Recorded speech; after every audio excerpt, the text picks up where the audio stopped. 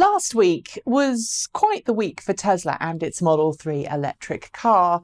First, there was a software update pushed to customers' cars, which switched on a trio of features already found on Tesla's other cars, including Wi-Fi connectivity, summon mode, and cabin overheat protection.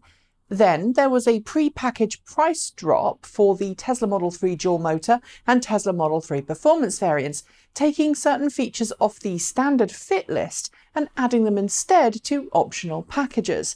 Towards the end of the week, Tesla also opened up its online configuration tool to every remaining Model 3 reservation holder in North America, a move which caused Tesla to get some serious kudos in the news. It also led to some erroneous reporting, which claimed every Model 3 reservation holder had been asked by Tesla to pay an additional $2,500 to confirm their Model 3 order.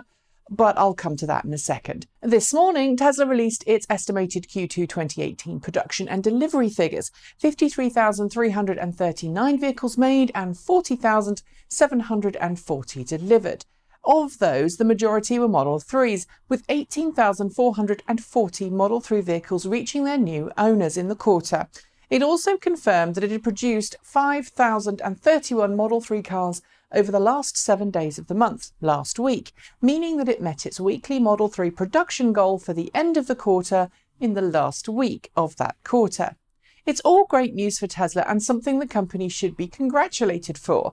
And it's great news for Tesla fans and Tesla stockholders. Indeed, I'm sure all of this news will lead to some great headlines in the coming days. But if you're wondering why all of this Tesla Model 3 stuff just seemed to happen at the same time, well, it's no coincidence. You see, Saturday last week was officially the end of the second quarter for Tesla, and any deliveries or sales Tesla made before the end of Saturday will make it onto Tesla's official Q2 earnings report. If Tesla can show targets have been met or nearly met, and that sales are up, then it will keep Wall Street happy. Additionally, hitting its Model 3 production target for the past quarter has been an even bigger deal for Tesla because it missed its two previous targets, and missing it a third time would have caused the company some undoubted financial headaches, at least temporarily, on Wall Street. That temporary aluminium frame structure Tesla built in the parking lot of its Fremont production facility alongside the permanent buildings that house the rest of the vehicle production lines, the one where Tesla began producing dual motor Model 3s, well, it was the fastest and cheapest way to help Tesla ramp up Model 3 production to meet that end of quarter target. And it's worked. As for the configuration opening up for all Model 3 customers in North America, well, again, that's carefully timed on Tesla's part. By opening up all remaining Model 3 reservations in the US and Canada and asking customers who didn't want the entry-level Model 3 for an additional $2,500 to confirm their order, Tesla gets to reap the financial benefits from receiving all of those additional funds just before the end of the quarter. Tens of thousands of people in North America are estimated to have put down a deposit for Model 3, and the process of transitioning to a confirmed order means that Tesla could stand to net itself a heck of a lot of money. Even if only 10,000 or so of those reservation holders decided to actually make their Model 3 reservations official last week by configuring their car, Tesla would have raised about $25 million overnight. At Tesla's Q1 cash burn rate, that's about 3 days worth of funding for the company. If we assume, though, that 20 or 30,000 reservation holders confirm their orders, well, that would be a far more significant figure to add to the Tesla balance sheet for Q2, something that will no doubt make shareholders happy. And as Tesla also changed the price and option lists for the Model 3 dual motor and performance variants, making the entry-level point to both a little more affordable, it's also likely that more Model 3 reservations were taken for vehicles using the new pricing structure than would have been taken had Tesla kept the old pricing structure in place. The same is true for announcing the change in pricing for data connectivity for Model S, X and 3 customers on July 1st.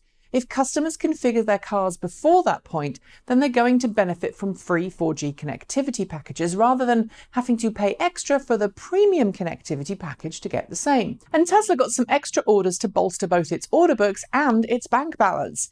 Sadly, though, those wanting an entry-level Model 3 and those wanting a Model 3 outside of North America will just have to keep waiting. Why? Well, it's cheaper for Tesla to satisfy all of the orders in North America for higher spec models before starting to build cheaper Model 3s, something Tesla CEO Elon Musk has articulated several times by now.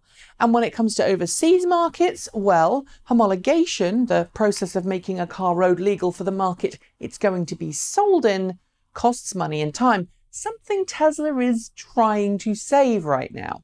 Is this all bad? No, not at all. It's just an observation that Tesla's actions in the last 2 weeks have been focused on getting the books looking good so the end of Q2 looks good so that investors and fans will continue to support the company, and at the same time keeping customers happy in North America by giving those customers the promise that they're soon going to get their Model 3.